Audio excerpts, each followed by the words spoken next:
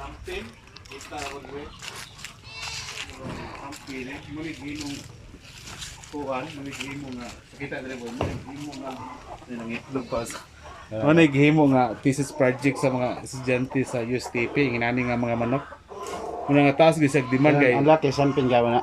pure line ta nga sampin kay bro dire sa Bukidnon bro aktor mo gid ang inani nga manok abot ni sa likod na isa ka sampin dire sa makita ni mo nga nagtako din sa imong sampin inani og naw dire sira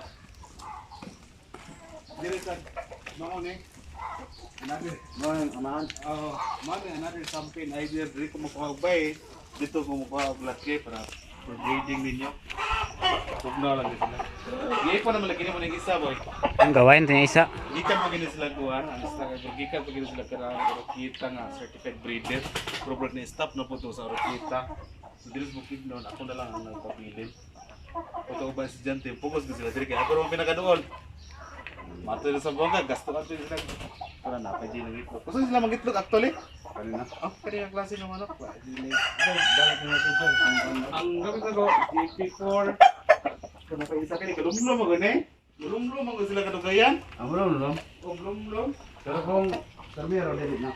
Ako primero dili pa kay dugay sila malumlom that's why need you said incubator kay dagkan mo sa pag-itlog kasi mabot 22 sa una. Isa sa mulumlom.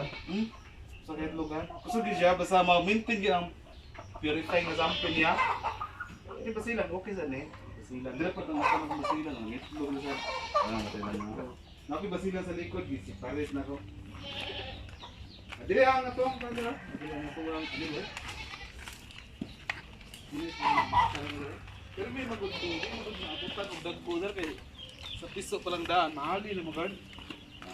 Kini ako ning gisiparit sa imo ha. Pina na sir, bagoran ni. Bako lang na sir. Kini ako ning gisiparit sa imo ha. Asa tong isa. Kini dili na siya sampin, puro siya sampin. Kini sa basila ni, das ay gibutangan ako markings. Kuha lang ni bantay lang ni. Kay budak ko ni mahuot na ilang tiil, samad niya ba. So gilahin ako ni kay itom na ba siya? Ang gipares na ko ani sa imo para dili ma-avoid ang inbreeding nimo. Kabantay ka ng upat ka buhok, kani lahi-lahi color. Basila na siya. Kana babae. Oo, babae. Laki lang ang sampin. Ang sampin aning lalaki boy, ali boy, pakita ko dari boy. Kani kay mo Kana taas, kana taas. Oo, ilan nimo ang sampin kay dakog ulo kani oh, makita nimo kinadakan. O lagi. Then dires nga itom, bayi na siya. Dali boy. Ana.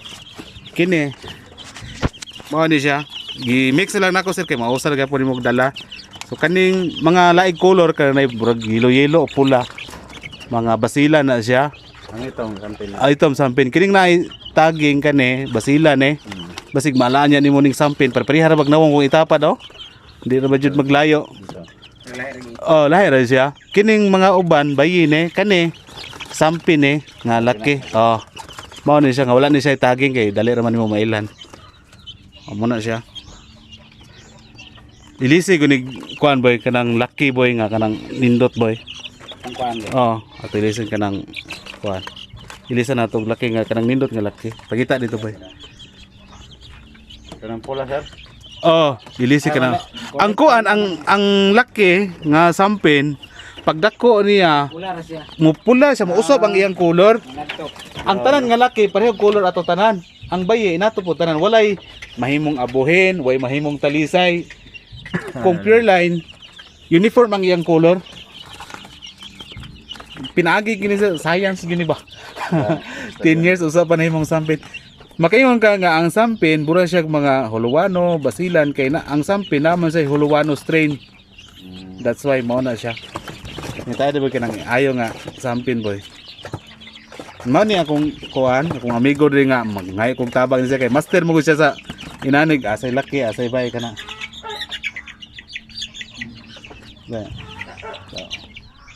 Kana no tong isa.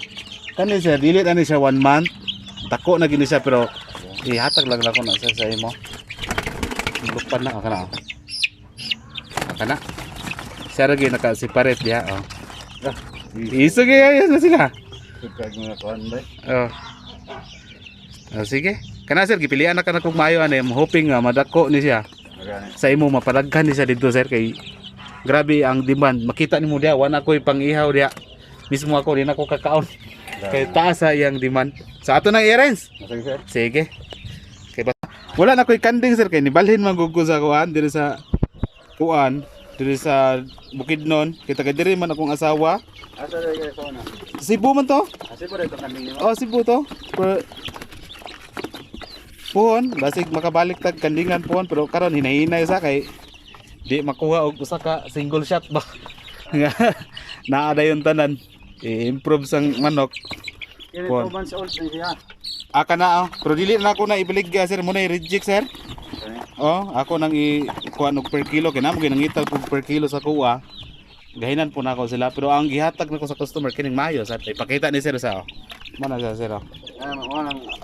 Dali ra kay nimo ning mailan sir kay ang abre boy. Dali ra kay nimo mailan eh. Itong gud siya walay abuhin, way laing color, uniform gud siya. Pero dili siya bunguton, sir. Naa di posibilidad sir nga naay bunguton pero Ang manok namo dito kasagaran bunguton. map naagi siya sir, naagi siya posibilidad nga usay na bunguton sa ila siguro na pinakauna nga Kada ba, may last? map. kana. Nade kay kung unsa may kuan nimo puhon ana plano, kung ayo ang dagan, balik lang dire. Kay taga-ara ka na ko kuan. Dire agi sir, kidanglog kay dia sir, labang dia sir. Slide niya ka dia sir.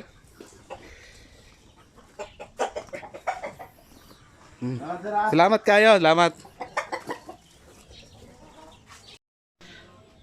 So karon kay humana tagkuan kanang sitaw gani atima sa tuang customer nga nipalit sa tuang piso karon. So karon magpakaon na pud sa tuang mga manok. So since daghan man tang mga sobrang kanon diri no. So ang gihatag nako para sa tuang mga breeder gyud supposed to be 2.5 gyud na siya nga feeds nga ato gigamit diri 2.5. So karon kay daghan man tang kuan gimix nga kanon ato na siyang bawasan o 1.5 so 1 kilo atong ibawas dura atong timbangan no. So sa 1 kilo sa 35 nga breeders nato ay 1.5 dili na kay kalugi ana nara na siya sa mga tag 40 mga ang kilo ani sa feeds karon 40 og 20 so nas mga 60 ang gastos nato. So ato nang gitimbang ang ato ang pagkaon. Usay kung 1 kilo ra magani kung ihatag kung medyo dagan jud ang kuan ang feeds. So imagine sa 35 tipid kay ka sa native kay pwede ra actually pwede na to 1 kilo na lang karon. So karon nga pagkaon bali kuan lang sa tawag ani 40 pesos na atong gasto sa 35 ka buok nga ato ang breeder kanang daghan na okay na siya kay daghan man tang kanon no. So inana katipid kung natay mga kuan natay mga kanon kay kana sobra kanon ba samot na pohon og mogamit natag mga organic bitaw katong bitaw mga dahon-dahon. So mas tipid kayo siya. So tipid kayo ang ato ang kuan mo ni ang feed. So tipid kayo ang ato ang ihatag sa ato ang manok tapos kusog sila mangitlog og actually permanente taga kahalinan po og mga piso kundi piso mga fertile eggs. So ato na ni siyang i-mix kusog po sila mga og kanon pod labi mga dahon-dahon pod pero wala tay dahon-dahon kanilang usa to ipakaon sa ato ang mga manok karon. So inana ta magpakaon sa 35 ka breeders nato naginas mga 2.5 pero kung natay mga mix bawasan na to 1 kilo. So karon kay naman tay mix gingon ako ganina so bawasan na to mga 1 kilo. 2.5 kilo gani atong gibawas kay 1 kilo ra man akong gihatag sa ilaha tanan. So inana kanindot ang ato ang mga native chicken, sampin ug basilan. Okay. So mostly ako dire kay mga wheat feeding ini ato Dura, inana ora mix ra nato na. Dili man ni arte ang mga native god mao tong gibuhi na to karon. So wheat feeding ta. Dura. Then ibabad na to mga 5 minutes pwede na ipakaon dayon. So ang diri dapita medyo dagan-dagan sila. So dili pwede ni sila pakaunon nako kay o katong mga katopitang may mix nga kanon dili ni sila pwede. So katong yung mga check booster ang ilaha dapat kaunon. Eh basin yung madaot nyo sila ba. So pag 1 month pataas, usa na sinato sila pakanon og inana. Okay. So medyo daghan-daghan po diri no ang diri nga side. Mga 60 plus man ni sila dire. Oh. Mao ni tong tangkal na kusuna, ako lang siyang giguba kay incubator mo gud atong gamit karon di wala na inahan nga mag-atiman sa ila ba. Pero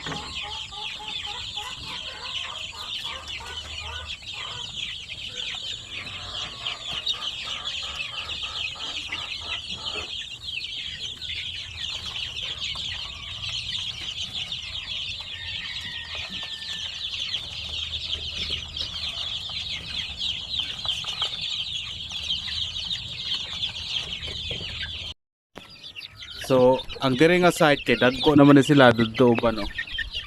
Dagko naman ni sila. So katong with feeding kanina, pwede na ni sila ani. Kay kuha naman ni sila, maka-survive naman ni sila. Pero dagko na sila. So kung sa gikaon sa mga dagkong manok, mao na sa nilang kaonon. So na-except lang sa katong wala lang gid gawan man kay di gyud siya pwede inani nga pagkaon. So inato kusog na sila mga aon po do.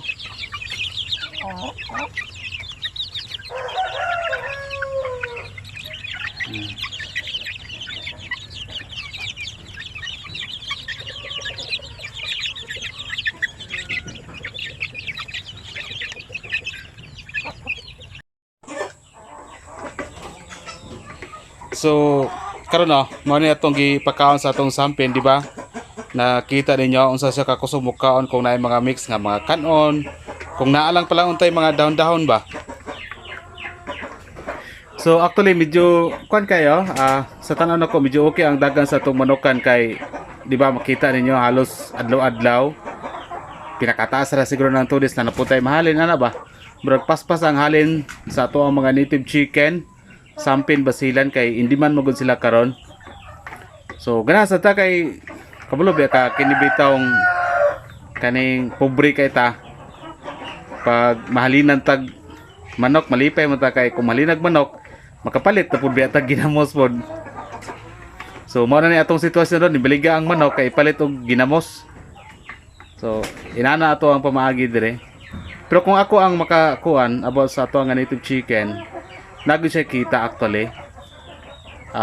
Moingon ta nga nakikita tungod kay kuan bugod nato gilista ang mga gasto o pila nga ato ang sales ani sa ato ang manukan.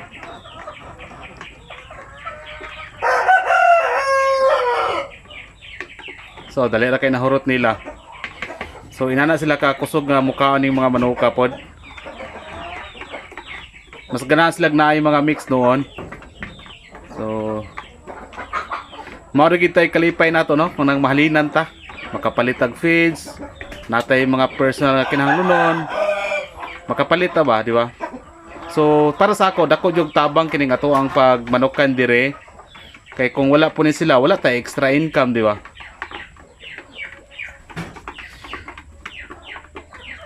So mao ni siya. So sa uban pakanon po nato ang uban.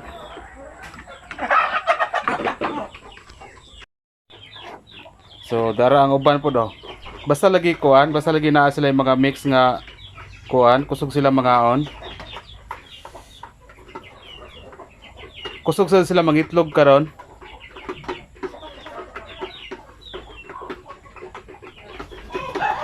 So para sa tuwa no, sa karon nga panahon lahi na magid kay sa una. Gamiton gyud nato ang social media para paspas ang halin sa atong manok. Mao ra gyud sa sekreto gud. Kanang dili ka maulaw mamaligya ba. Kay bisa pag unsa kahalinon ang sampin, kahalinon ang mga basilan. Kung ikaw dili ka mamaligya kay maulaw ka, wala gyapon mo palit. So kinahanglan gid nga ipabalo nato sa tao nga naantay manukan nga inana para mahalinan ta. So for me okay ako ang marketing strategy no kay nakita mo gid ninyo sa halos mga upload nato ang mga halin pili atong gross nga income ani pili atong net profit ani gipakita mo gid ako sa inyo nga okay gid ang pagpamuhi dag native chicken. Sayo po itong ingon sa uban nga native chicken wala daw kita wala sila kay wala man sila sistema. So kung naa lang kay sistema ani pamaagi sa pagpamuhi naagi siya kita actually. Di ba?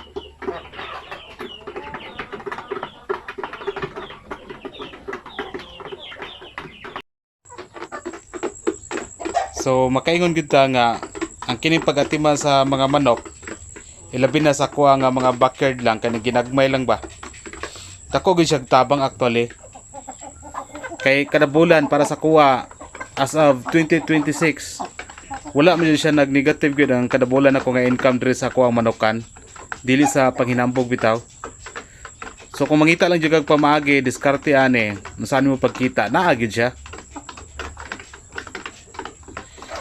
Siguro lain magutag pamaagi sa manukan sa pag-atiman og native chicken. Na uban na lugi depende sa lugar, depende sa pagsilik nila sa lahi sa mga manok inana ba. Pero sa kuha kita gid siya actually. Pero dili pod permanente ha nga dagko kita na say gagmay pod. Pero kung maingon mo nga lugi na, kadaghan ako na lugi pod. Kung ningon nga nikita na mas daghan nga nikita ko diri sa ato ang manukan kay gipangitaan man nato pamaagi. That's why ina na ka importante ang maglista bitaw ta kay para makuha na to ba mao din kulang wa dito nakita karon. So musa bay next pamaagi na to ha para makita ta ni bro ingon na ba nga sistema. So nikita man natong manukan actually kaloy sa Ginoo.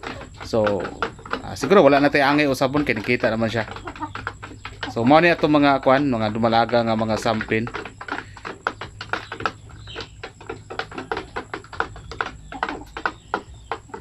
Okay.